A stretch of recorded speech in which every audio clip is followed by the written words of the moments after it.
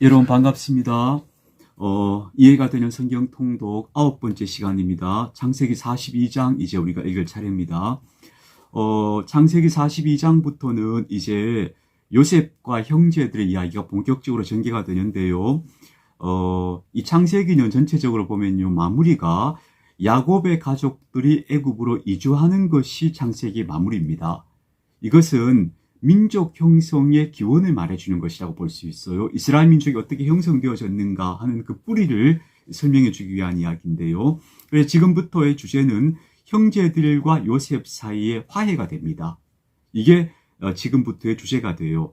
즉, 한 민족을 이루기 위해서 그 민족의 뿌리가 되는 한 가족이 먼저 하나의 가족으로 서로 연합하고 화해하는 그런 장면을 보여주는 것으로 창세기가 마무리되는 거죠. 그래서 그 가족에게서부터 이제 민족이 형성되는 그런 이야기들을 들려주는 것입니다.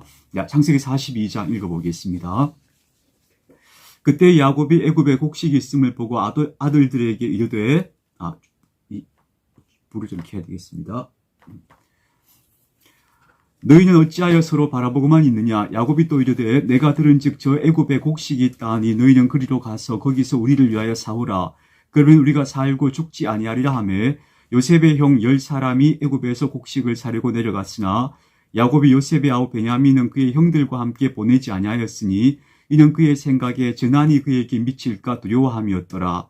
이스라엘 아들들이 양식 사러 간 자 중에 있으니 가나안 땅에 기금이 있습니다. 때 요셉이 나라의 총리로서 그 땅 모든 백성에게 곡식을 팔더니 요셉의 형들이 와서 그 앞에서 땅에 엎드려 절하매, 요셉이 보고 형들인 줄을 아나 모르는 체하고 엄한 소리로 그들에게 말하 이르되, 너희가 어디서 왔느냐? 그들이 이르되 곡물을 사려고 가나안에서 왔나이다. 요셉은 그의 형들을 알아보았으나 그들은 요셉을 알아보지 못하더라. 요셉이 워낙 많이 바뀌었으니까 요셉의 형들은 당연히 요셉을 알아보지 못했겠죠. 요셉이 그들에 대하여 꾼 꿈을 생각하고 그들에게 이르되, 너희는 정탐꾼들이라. 이 나라의 틈을 엿보려고 왔느니라. 그들이 이르되, 내 주여 아니니이다. 당신의 종들은 곡물을 사러 왔나이다. 여기서 지금 요셉은 그 형들에게 복수하려는 생각이 아니고 그 형들을 지금 시험하려고 하는 그런 태도를 취하고 있다는 걸 볼 수 있어요. 이게 중요해요. 요셉의 마음은 복수가 아니었던 거예요.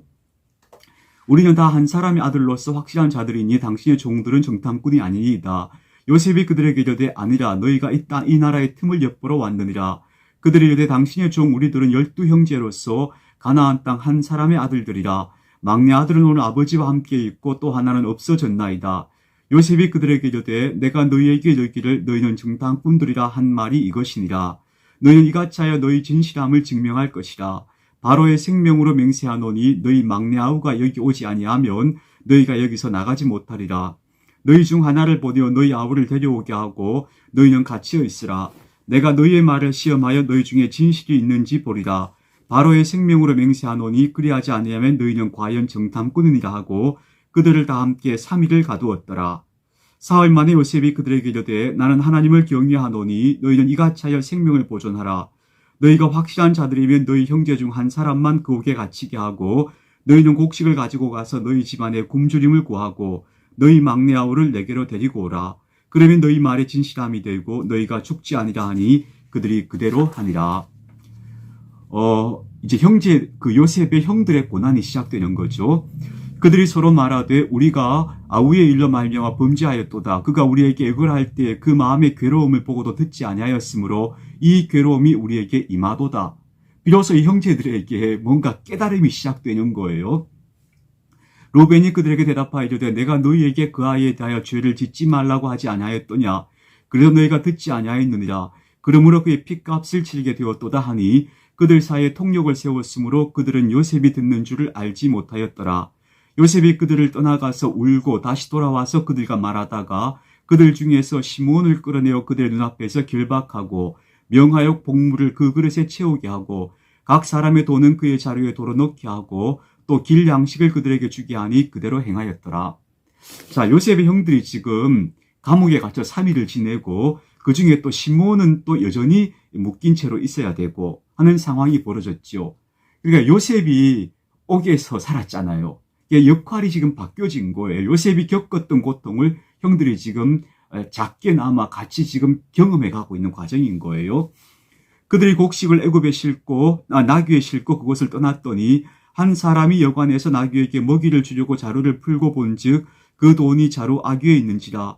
그가 그 형제에게 말하되 내 돈을 덜어놓았도다.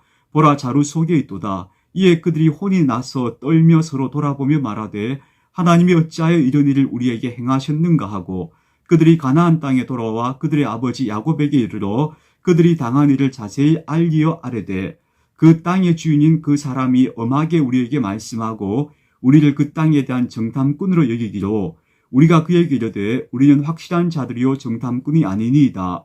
우리는 한 아버지의 아들 12형제로서 하나는 없어지고 막내는 오늘 우리 아버지와 함께 가나안 땅에 있나이다 하였더니 그 땅의 주인인 그 사람이 우리에게 이르되 내가 이같이 하여 너희가 확실한 자들임을 알리니 너희 형제 중에 하나를 내게 두고 양식을 가지고 가서 너희 집안에 굶주림을 구하고 너희 막내 아우를 내게로 데려오라. 그러면 너희가 정탐꾼이 아니요 확실한 자들임을 내가 알고 너희 형제를 너희에게 돌리리니 너희가 이 나라에서 무역하리라 하더이다 하고 각기 자루를 쏟고 본즉 각 사람의 돈뭉치가 그 자루 속에 있는지라. 그들과 그들의 아버지가 돈뭉치를 보고 다 두려워하더니 그들의 아버지 야곱이 그들에게 이르되 너희가 나에게 내 자식들을 잃게 하도다.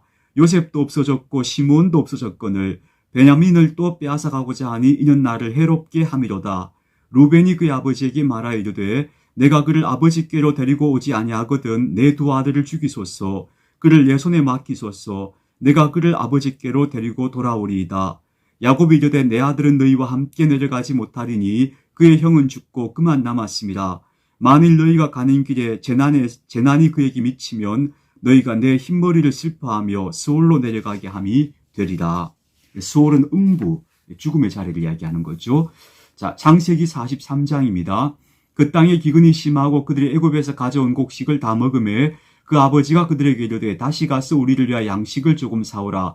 유다가 아버지에게 말하여 이르되 그 사람이 우리에게 엄히 경고하여 이르되 너희 아우가 너희와 함께 오지 아니하면 너희가 내 얼굴을 보지 못하리라 하였으니 아버지께서 우리 아우를 우리와 함께 보내시면 우리가 내려가서 아버지를 위하여 양식을 사려니와 아버지께서 만일 그를 보내지 아니하시면 우리는 내려가지 아니하리니 그 사람이 우리에게 말하기를 너희의 아우가 너희와 함께 오지 아니하면 너희가 내 얼굴을 보지 못하리라 하였음이니이다. 이스라엘이 이르되 너희가 어찌하여 너희에게 또 다른 아우가 있다고 그 사람에게 말하여 나를 괴롭게 하였느냐. 그 사람이 이르되 그들이 이르되 그 사람이 우리와 우리의 친족에 대하여 자세히 질문하여 이르기를 너희 아버지가 아직 살아 계시느냐 너희에게 아우가 있느냐 하기로 그 묻는 말에 따라 그에게 대답한 것이니 그가 너희 아우를 데리고 내려오라 할 줄을 우리가 어찌 알았으리이까. 유다가 그의 아버지 이스라엘에게 이르되 저 아이를 나와 함께 보내시면 우리가 곧 가리니 그러면 우리와 아버지와 우리 어린 아이들이 다 살고 죽지 아니하리이다. 내가 그를 위하여 담보가 되오리니 아버지께서 내 손에서 그를 찾으소서. 내가 만일 그를 아버지께 데려다가 아버지 앞에 두지 아니하면 내가 영원히 죄를 지리이다.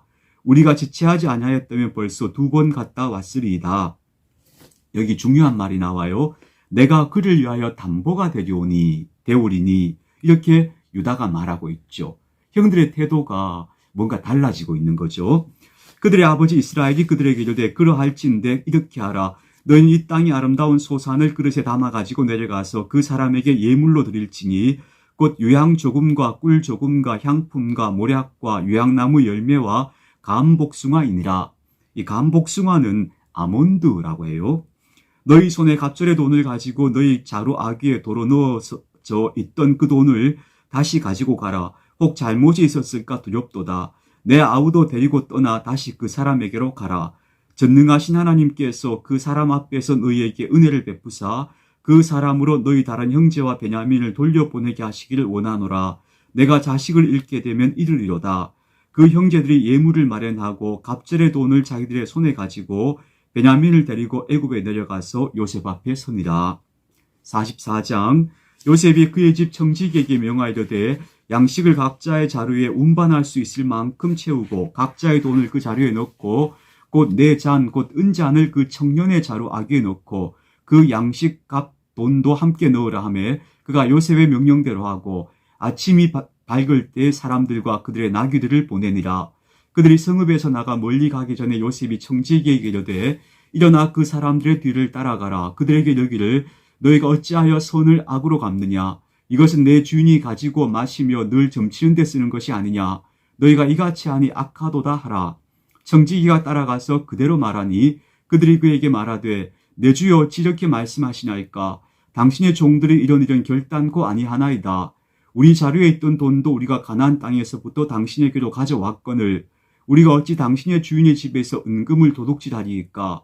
당신의 종들 중 누구에게서 발견되든지 그는 죽을 것이요 우리는 내 주의 종들이 되리이다. 그가 이르되 그러면 너희의 말과 같이 하리라. 그것이 누구에게서든지 발견되면 그는 내게 종이 될 것이요 너희는 죄가 없으리라. 이제 형들이 그 은잔을 훔쳤다라고 하는 누명까지 쓰게 된 거죠. 자, 요셉이 그러했죠. 보디발의 아내를 겁탈하려 했다는 누명을 쓰지 않았습니까? 지금 비슷한 상황들을 계속 겪게 되는 거예요. 그들이 각각 급히 자루를 앞 땅에 내려놓고 자루를 각기 푸니 그가 나이 많은 자에게서부터 시작하여 나이 적은 자에게까지 조사하며 그 잔이 베냐민의 자루에서 발견된지라. 그들이 옷을 찢고 각기 짐을 나귀에 싣고 성으로 돌아가니라. 유다와 그의 형제들이 요셉의 집에 이르니 요셉이 아직 그곳에 있는지라. 그의 앞에서 땅에 엎드리니 요셉이 그들에게 이르되 너희가 어찌하여 이런 일을 행하였느냐. 나 같은 사람이 점을 잘 치는 줄을 너희는 알지 못하였느냐. 유다가 말하되 우리가 내 주께 무슨 말을 하오리이까. 무슨 설명을 하오리이까. 우리가 어떻게 우리의 정직함을 나타내리이까. 하나님이 종들의 죄악을 찾아내셨으니 우리와 이 잔이 발견된 자가 다 내 주의 노예가 되겠나이다. 요셉이 이르되 내가 결코 그리하지 아니하리라. 잔이 그 손에서 발견된 자만 내 종이 되고 너희는 평안히 너희 아버지께로 도로 올라갈 것이니라. 유다가 가까이 가서 이르되 내 주여 원하건대 당신의 종에게 내 주의 귀에 한 말씀을 아뢰게 하소서. 주의 종에게 노하지 마소서. 주는 바로와 같으시니이다. 이전에 내 주께서 종들에게 물으시되 너희는 아버지가 있느냐 아우가 있느냐 하시기에 우리가 내 주께 아뢰되 우리에게 아버지가 있으니 노인이요 또 그가 노년에 얻은 아들 청년이 있으니 그의 형은 죽고 그의 어머니가 남긴 것은 그뿐이므로 그의 아버지가 그를 사랑하나이다 하였더니 주께서 저 종들에게 이르시되 그를 내게로 데리고 내려와서 내가 그를 보게 하라 하시기로 우리가 또 주께 말씀드리기를 그 아이는 그의 아버지를 떠나지 못할지니 떠나면 그의 아버지가 죽겠나이다. 주께서 또 주의 종들에게 말씀하시되 너희 막내 아우가 너희와 함께 내려오지 아니하면 너희가 다시 내 얼굴을 보지 못하리라 하시기로 우리가 주의 종 우리 아버지에게로 도로 올라가서 내 주의 말씀을 그에게 아뢰었나이다. 그 후에 우리 아버지가 다시 가서 곡물을 조금 사오라 하시기로 우리가 이르되 우리가 내려갈 수 없나이다. 우리 막내 아우가 함께 가면 내려가려니와 막내 아우가 우리와 함께 가지 아니하면 그 사람의 얼굴을 볼 수 없음이니이다.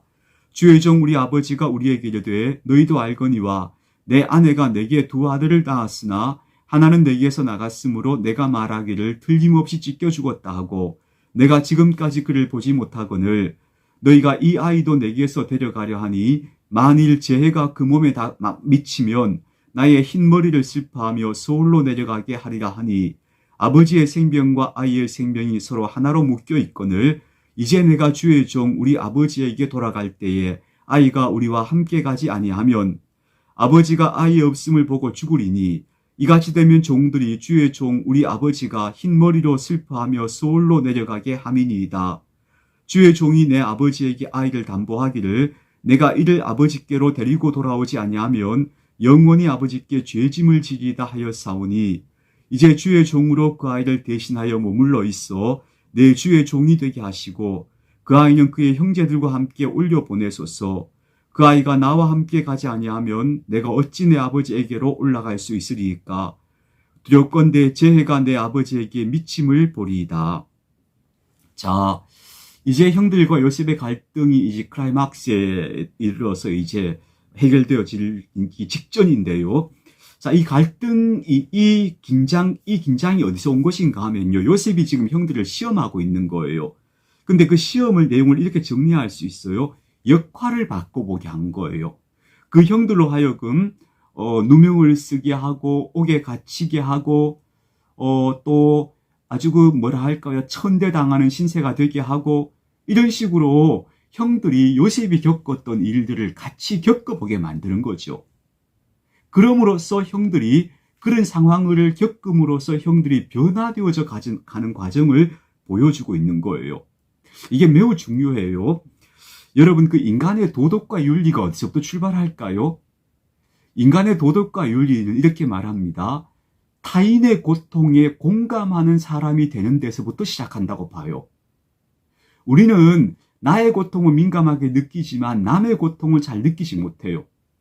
그래서 내 고통만 중요하지 남의 고통 겪는 것을 이해하지 못하기 때문에 자기중심적이 되고 이기적이 되는 거예요.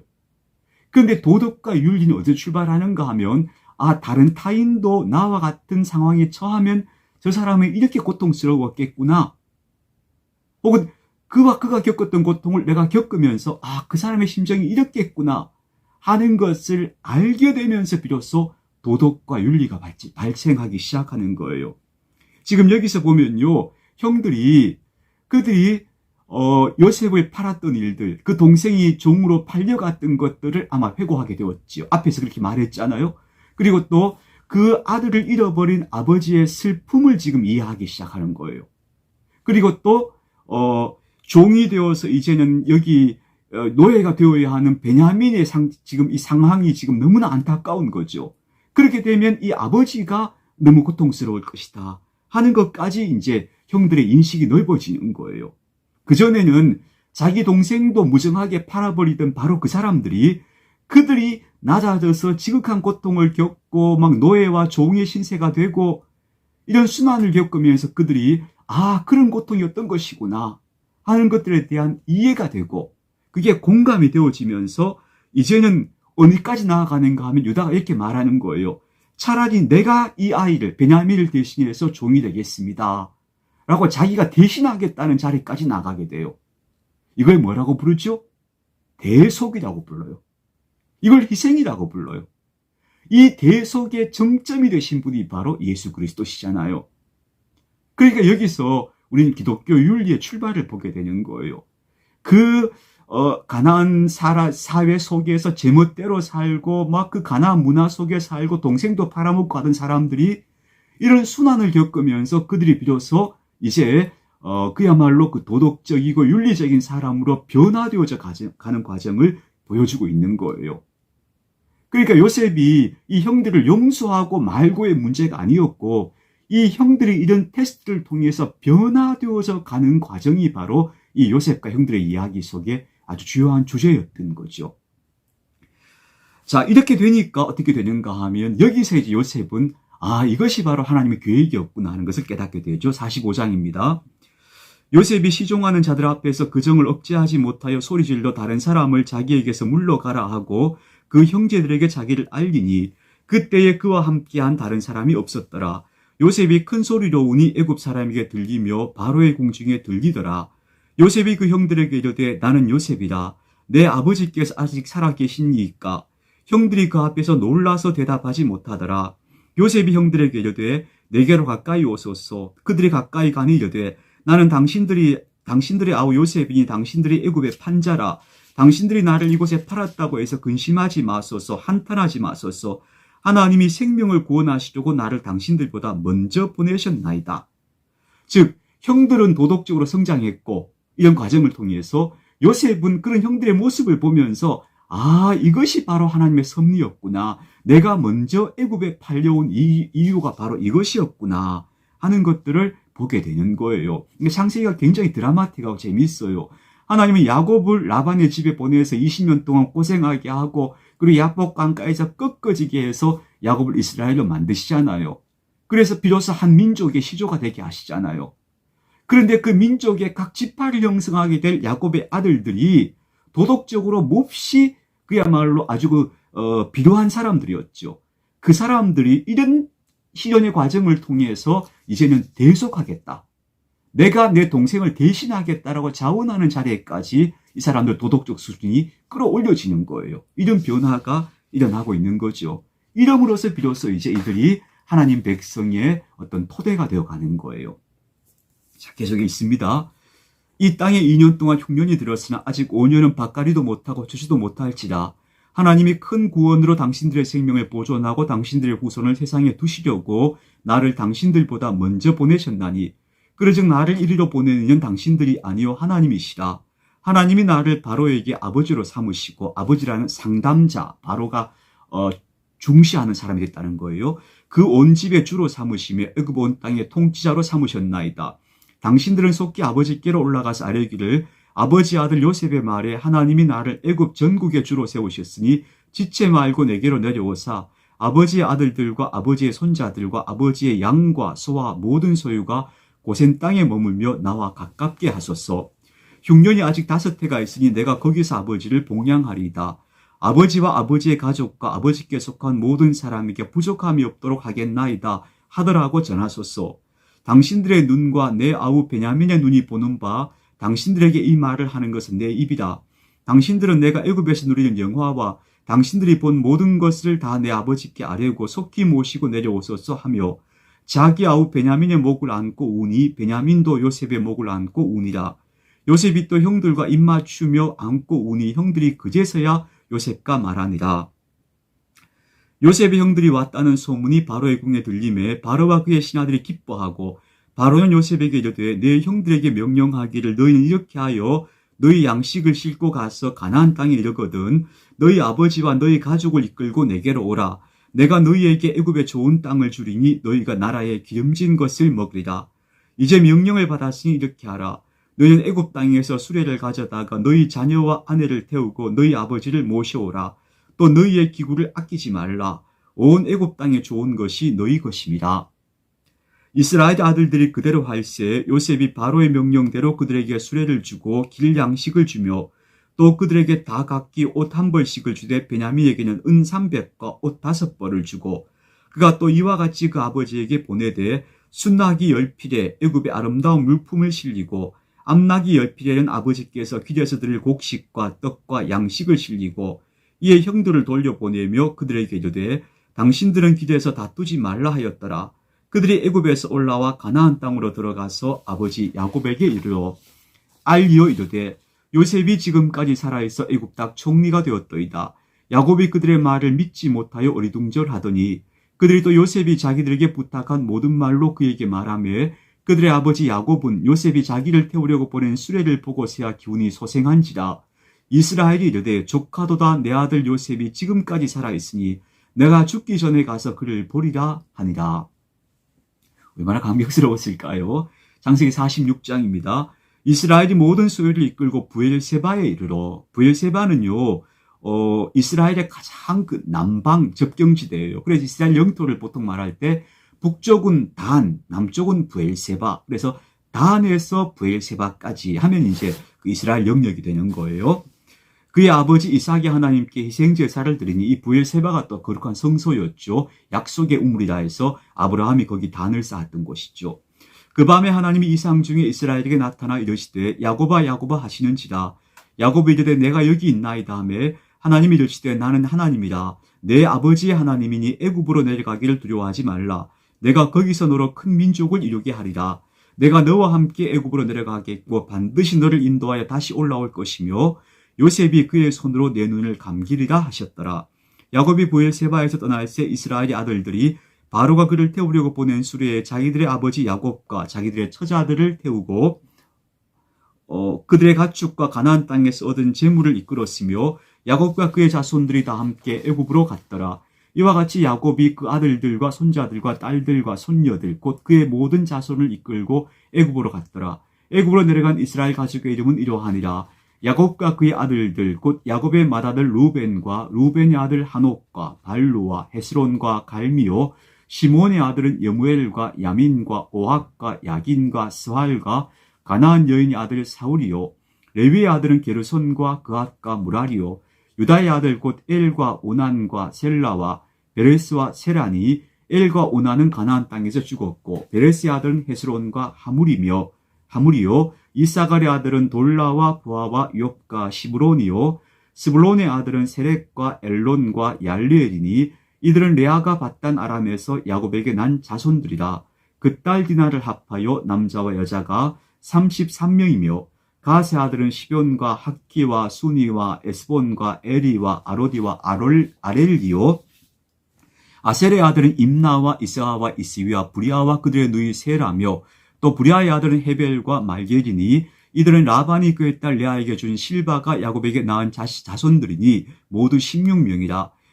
야곱의 아들 라헬의 아들 곧 요셉과 베냐민이요. 애굽 땅에서 오네 제사장 보디베라의 딸 아스다시 요셉에게 낳은 므낫세와 에브라임이요. 베냐민의 아들 곧 벨라와 베겔과 아스벨과 게라와 나만과 에히와 로스와 뭇빔과 훗빔과 아르시니 이들은 라헬이 요셉에게 낳은 자손들이니 모두 14명이요.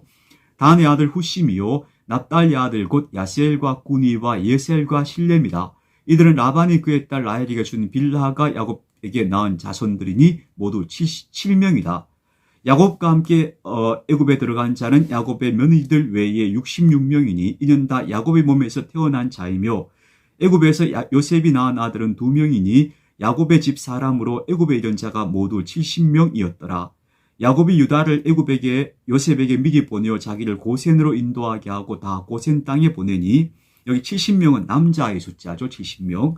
요셉이 그의 수레를 갖추고 고센으로 올라가서 그의 아버지 이스라엘을 맞으며 그에게 보이고 그의 목을 어긋맞춰 안고 얼마 동안 울매. 참 감동적이었을 것 같아요. 아버지와 아들이 죽은 줄 알았던 아들을 만나니 얼마나 감동적인 이야기예요. 참 성경의 드라마가 너무 재미있고 흥미진진해요. 이스라엘 요셉에게 이르되 내가 지금까지 살아있고 내가 내 얼굴을 보았으니 지금 죽어도 조카도다. 요셉이 그의 형들과 아버지의 가족에게 이르되 내가 올라가서 바로에게 아뢰어 이르기를 가나안 땅에 있던 내 형들과 내 아버지의 가족이 내게로 왔는데 그들은 목자들이라 목축하는 사람들이므로 그들의 양과 소와 모든 소유를 이끌고 왔나이다 하리니 바로가 당신들을 불러서 너희의 직업이 무엇이냐 묻거든 당신들은 이르기를 주의 종들은 어렸을 때부터 지금까지 목축하는 자들이온데 우리와 우리 선조가 다 그러하니이다 하소서. 애굽 사람은 다 목축을 가증히 여기나니 당신들이 고센 땅에 살게 되리이다. 자, 고센은 이제 애굽 나일강 북쪽에 있는 아주 비옥한 땅이에요. 거기 살게 되는데 이게 목축을 가증히 여긴다고 했잖아요. 정착민들은 좀 문화적으로 낮은 사람들로 대우했던 게 사실이에요. 왜냐하면 농경 문화가 보다도 풍요하고 문화적으로 또 앞서가는 게 사실이었잖아요. 그리고 또 한 가지는요. 당시 에집트를 지배하고 있던 힉소스 사람들이 바로 유목민족에서 온 사람들이에요. 그러니까 그에 대한 적대감 같은 것들도 있었을 것이다. 그렇게 보는 거예요. 그래서 어쨌든 고센이라는 곳에서 목축을 담당하면서 살아갈 수 있게 되었고 그 비옥한 고센 땅에서 이제 이스라엘 야곱의 가족들이 한 민족으로 번성하게 되는 거예요. 이제 그러면서 출애굽기로 이제 넘어가게 되는 그런 이야기가 전개되는 것이지요. 자, 오늘 여기까지 하도록 하겠습니다. 오늘도 여러분 좋은 날 되시기를 바랍니다.